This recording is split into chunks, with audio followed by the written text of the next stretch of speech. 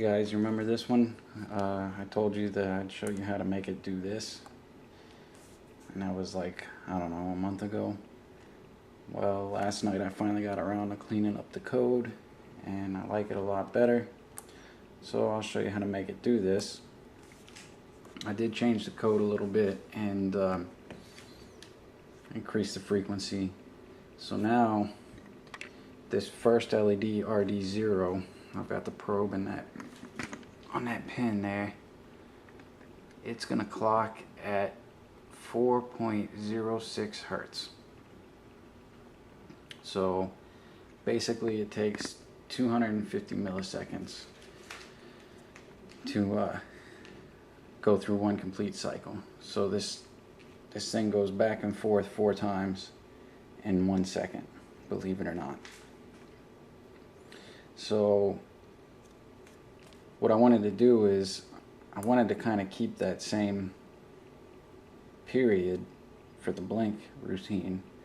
So when you look at the counter delay that I put in the routine when I show you the code, you'll see it's kind of a little convoluted the way I did it, but I've actually gotten it to where it will it'll blink relatively close.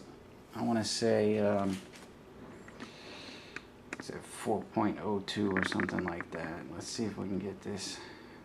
Sorry, I know it's crooked, but alright, so zoom out just a little.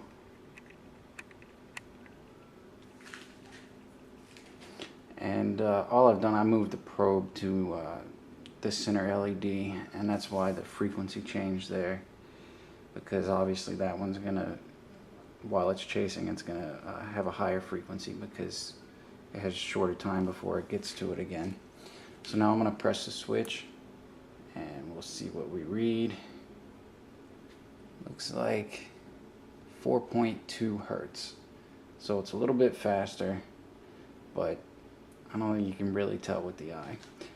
So anyway, I'm going to go ahead and go to the code now.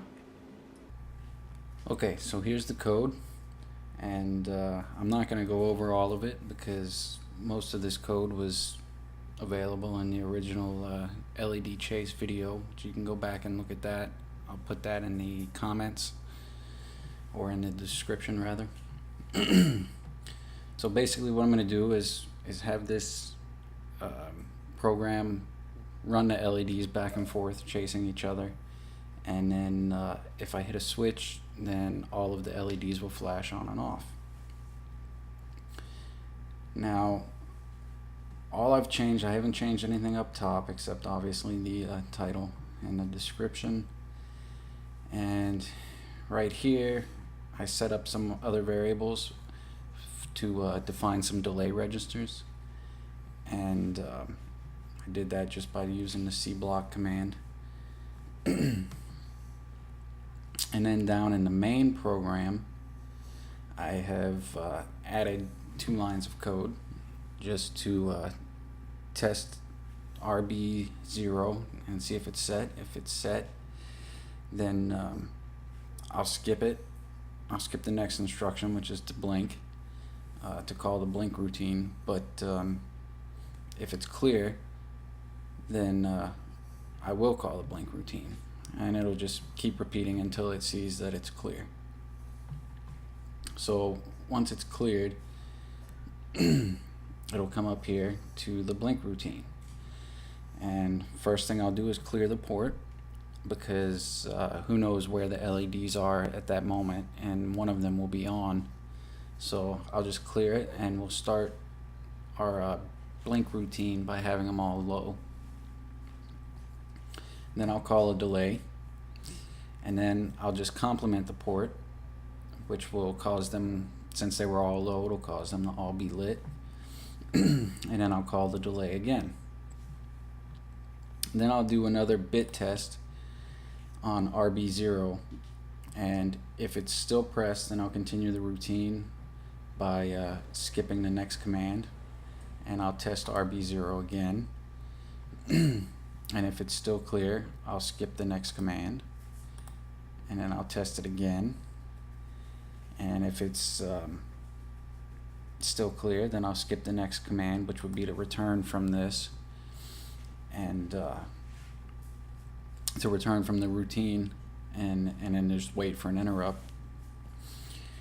And then I'll just go back to blink, and I'll just do it all over again, and it'll keep blinking until I let go of the switch. So if I do let go of the switch, it'll continue through these 4 commands depending on when I let it go, and then it'll do a test here, and it'll say, oh, it's clear.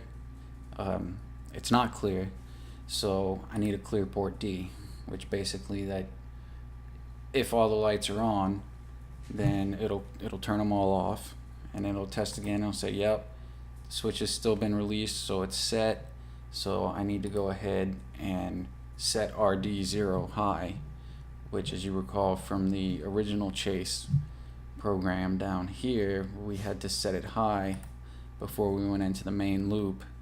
That way it had a starting point, and it would start rotating to the right or left. And so once it sets that high, it does another test, and it says, yep, okay, the switch is still released, so I'm going to go ahead and return, and it'll leave, and it'll come back down to the main program and loop.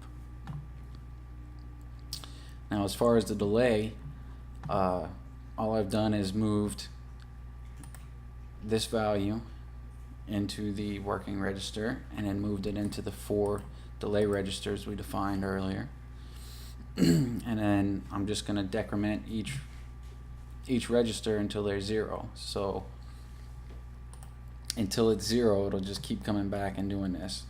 And so what that does is it eats up, let's see, 3 instruction cycles, because we have 1 here and then 2 for the go to command. So then it comes back 1, 2, 1, 2, and then on the last cycle it'll be 2, because it'll skip this, and the decrement port command will then be it will then use 2 cycles instead of 1. And the same thing happens with delay 1 and delay 3. Delay 4 is pretty much the same until the end. At the end, instead of going back to delay 4 and checking, we go back to delay 0 and run through them all. And then once we get all the way through, we'll go to return and come back up to this program here. So that's it. I hope this is helpful for whatever you're trying to do. And as always, rate, comment, subscribe, share it, favorite it, whatever. Thanks for watching.